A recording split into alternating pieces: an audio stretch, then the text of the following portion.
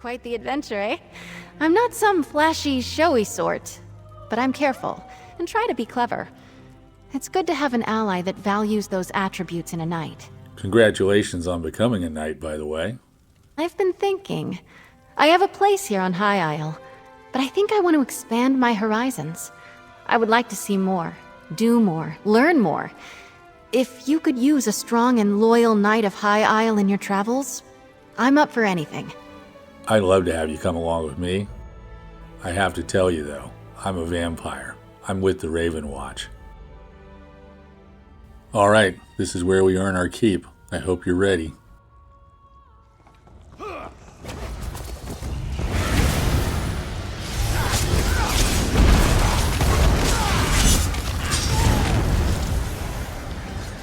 Get back, fiends.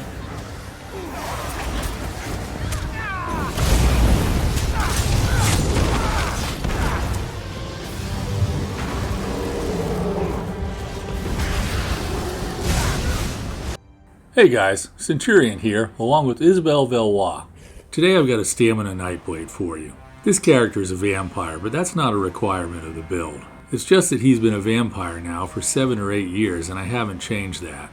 As it turns out though, this build does fit a vampire character pretty well. In literature and movies, vampires always have a close relationship with animals, and this build reflects that. The build has an Inferno staff on the back bar and dual-wield daggers on the front. That's a change from the last couple of videos where I think I was running a two-handed sword. This video represents another entry in a series of videos that feature more difficult to obtain gear, but that gear can be changed out for gear that's easier to get. And I'll give some examples of sets that fit the bill. Alright, let's move on. I've got somebody I want you to meet. You don't have any open cuts on you, right? And no sudden moves. Oh, and don't stand too close. Sorry, not trying to scare you, but Verandis is really the only one of us that has this not eating people thing down. The rest of us struggle. Haven't had enough of me yet, have you? Good, because I could use your help again. You were with me for the first part of all this. It's only right that you should be here for the culmination, when we learn all of the Grey Host's secrets.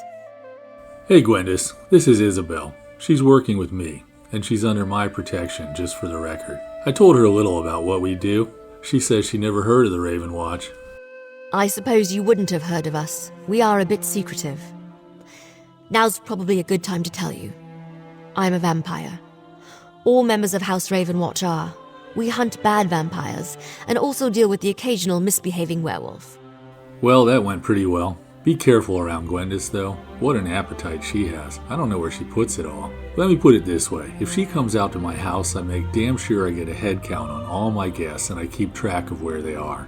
Okay, back to the build. Let's go ahead and take a look at the character sheet for this Vampire Nightblade. My character is a Dark Elf. That's a top pick for a stamina damage dealer. I'll put the tier list for stamina DPS races up. But as always, I encourage you to play the race you like because that will hold your interest more than a few extra points of damage. I'm using my usual buff food, which is lava foot soup and salt rice. Sometimes for more difficult stuff, I like Artaeum takeaway broth. I should have used that in the fight at the end, but I was too lazy to log out and get some from another character. I'm using the Thief Mundus Stone here for extra critical chance. And you can see that I'm a stage 1 vampire. I've run many dungeons at stage 4, but with the Dark Elf I have an offset for the extra fire damage. Like I said though, being a vampire isn't a requirement of the build. I have all 64 points in stamina, which is standard for a damage dealer where that's the primary resource pool. I have 20,000 points of health and 30,000 points of stamina. Health is right at the Mendoza line. I like to always be at or above that because any less is too squishy. Even 20 can be pretty squishy, but that number represents what I'm comfortable running with. You go with the number that makes you comfortable. Stamina recovery is solid at 1500. Weapon damage and weapon crit are at 4700 and 43. Those are typical unbuffed values which are going to get a boost from potions of weapon power, and if you want to get the most from your character, you need to run potions. And you'll need to level the alchemy skill line, so if you're new to the game, get that going right away. This build actually has a substantial amount of penetration, even without being in combat. 7,000 is the upper limit of what you should have here, which is why I always say don't take the Lover Mundus Stone. A good tank is going to take you all the way to 18,000 points of penetration with the debuffs they'll put on a boss, so if you invest anything more in penetration, it'll wind up being wasted. For the record, 18,000 is the maximum resistance of dungeon bosses. Alright, let's get out of here. I got some business close to home that I need to take care of. I'm uncomfortable bringing this up. I know from your actions that our bond is true, but your nature is challenging for me. If you need to, well, feed, might I ask your leave to step away first? It would make things easier for me. Yeah, I'll warn you every time I'm going to kill someone. Stendarr, please, forgive them. Their affliction is a darkness on their soul. What? Don't start with that. These guys are bad vampires, and I've got the green light from verandas to kill the shit out of every one of them. Alright, now that we've got that out of the way, let's look at the most important part of the build, and that's the skills. My back bar is an Inferno staff, and the first skill on that bar is Dark Shade, which is from the Nightblade Shadow skill line. This summons a shadow version of me, which will attack enemies for 22 seconds. Next, I use one of the new scribe skills, and that's Fiery Contingency. This is my custom version of Ulfsild's Contingency, and it does fire damage over time and causes enemies in the area to be affected by minor breach. Now I use Blockade of Fire from the Destruction Staff skill line, and that's a strong area damage over time attack. Next I have another scribe skill, and that's Sundering Burst. Sundering Burst is another area damage skill that does physical damage over time and grants me Minor Courage. Minor Courage increases my weapon damage by 200 points. The next skill on my bar is Leeching Strikes, and this may be my favorite Nightblade skill. Just for slotting this, I recover almost 2,000 points of health once per second as long as I'm doing damage. I can also use this skill to recover magicka and stamina if I activate it, and you'll see me do that a lot in the fight at the end of the video. On top of that, this skill can wind up being a free cast if I time it right. Every time I get healed by this, its cost is reduced by 10%, so after 10 stacks it's free. Finally on this bar I have the Ice Comet Ultimate from the Mages Guild. Now if you want more vampire flavor, you can put the vampire skill Swarming Scion here. That's an expensive but extremely powerful ultimate. If you want to run at higher vampire stages, you can lower the cost, but you'll take more fire damage. Alright, let's look at my other bar, and that's the Dual-wield bar. The first skill I use is Ambush. This is the Nightblade's gap closer, and it does a pretty small amount of physical damage. I tried hard to find a better skill for this slot and failed. The reason for that is that this skill does two things at once. It applies minor vulnerability to the target, and it gives me minor berserk. Both of those together increase my damage by 10%, and both of these last 10 seconds, and by using this skill right before my spammable attack, I'm greatly increasing my damage. Ambush works at point blank range, so I can get those damage increases even when there's no gap to close. Next I use Barb Trap, and again I tried to find a better skill for this slot. But even if I don't need the minor force buff, Barb Trap can be hard to beat. The fact that this skill comes from the Fighters Guild and I get extra weapon damage just for slotting it is usually the determining factor. Now I start using my spammable Surprise Attack. This is actually changing skill lines in the coming update. Surprise Attack is being moved into the Assassination skill line, which will increase the power of the build slightly because of the passives in that line. Now the next skill is one that I'm going to use anytime it's ready while I'm on this bar, and that's Merciless Resolve. Every light attack gives me a stack that increases my weapon damage by 60, and this can stack 5 times. At 5 stacks, I'll press that button to fire the Spectral Bow for massive damage. If alternating between this and Surprise Attack seems too sweaty, here's the simplified version. Take the other morph, which is Relentless Focus. This gives you 80 weapon damage with each stack. Don't fire the bow when it's ready, just keep the 400 weapon damage. If this sounds better to you, go ahead and run the simplified version. It does almost as much damage as the full-on sweaty version. I left out a small bit of sweatiness. The build has an execute skill, and that's Killer's Blade. You'll use this skill instead of Surprise Attack when enemies get to about 30% health. But again, there's a less sweaty version. You can put the Fighters Guild skill Camouflage Hunter in this slot for a passive boost to weapon damage. Don't use the skill, just let it sit on your damage bar. I left out the number of times that I use my spammable attack, and that's because the gear sets I'm wearing let me know when to switch bars. More on that in a minute. I've got one skill left on this bar, and that's the Soul Harvest Ultimate. Soul Harvest does instant damage and increases all the damage I do for 8 seconds by 20%. This morph also gives me 10 ultimate when I kill an enemy. This is one way Nightblades are able to build ultimate super fast. Planning on running that vampire ultimate? Gaining ultimate with every enemy killed makes that feasible. Alright, that's it for the skills.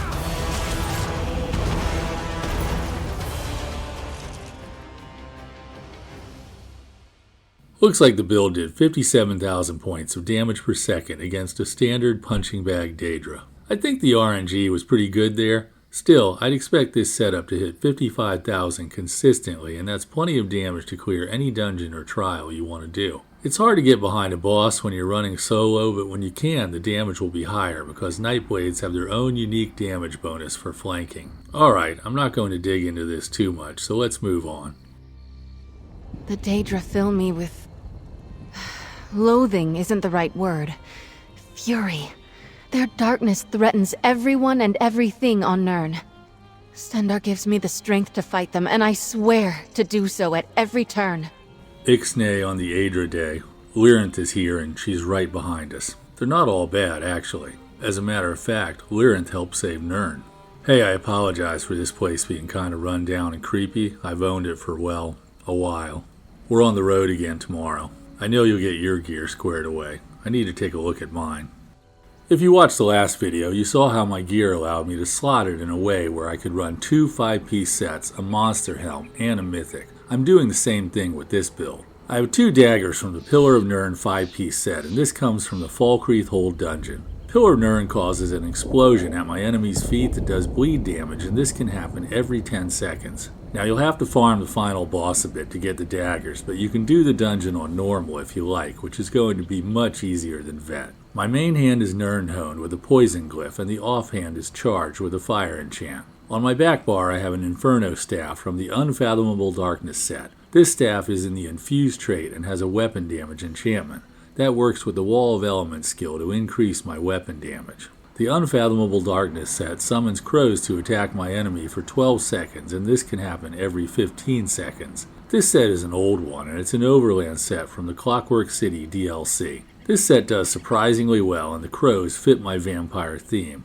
You can farm it yourself or buy it from guild traders. For a monster helm, I'm wearing Selene. Selene works well on melee builds, and it's a great alternative to Zon. And to be honest, unless you have really good light attack weaving, it's difficult to proc Zon dependably. Selene, on the other hand, is very dependable. Selene summons a phantasmal bear that lunges at enemies, and this can happen every 6 seconds. The bear fits with the vampire's legendary control over animals, and it does great damage. Selene and Pillar of Nirn together are going to help me time my rotation. Pillar of Nirn is going to proc twice on my main bar, and Selene will usually proc a second time with or slightly after the second Nirn proc, and after that I swap to my back bar. There's one more piece of gear that makes this build work, and that's the Velothi Mage's Amulet. Velothi increases the damage I do to monsters by a whopping 15%, but it's at the expense of my light attack damage, which it reduces to 0 or nearly 0. This mythic item can be difficult to farm as one of the leads comes from the Scrivener's Hall dungeon,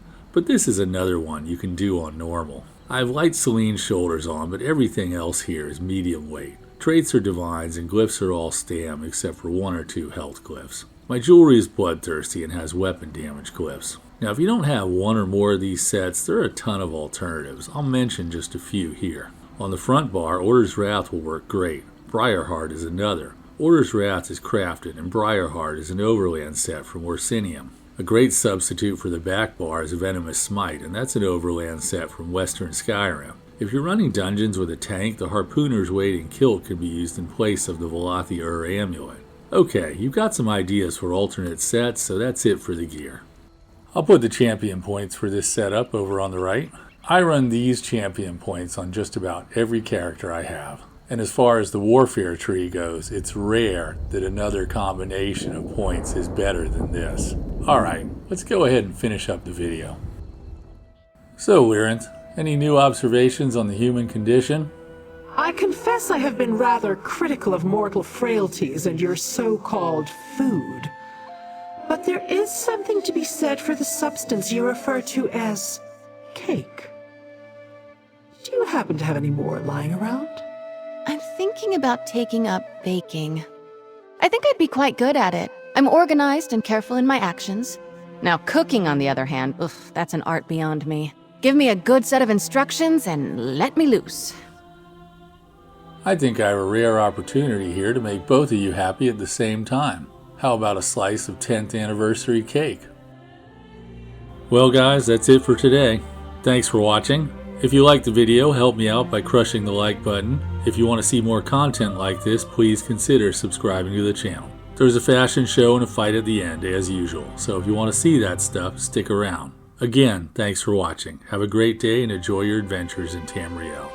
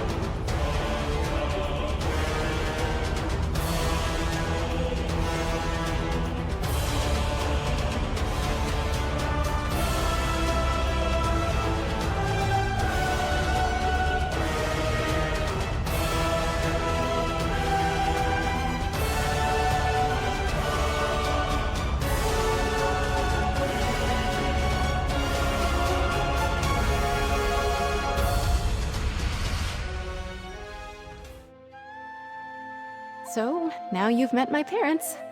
They really are the sweetest people, even if they can be a little much. I'm incredibly honored and touched that you took me to meet your parents, and I'm going to try really hard to not drink your blood. Unless you wanted to let me. No, I'm sorry. Forget I said that. That's that then. Had enough excitement for one day?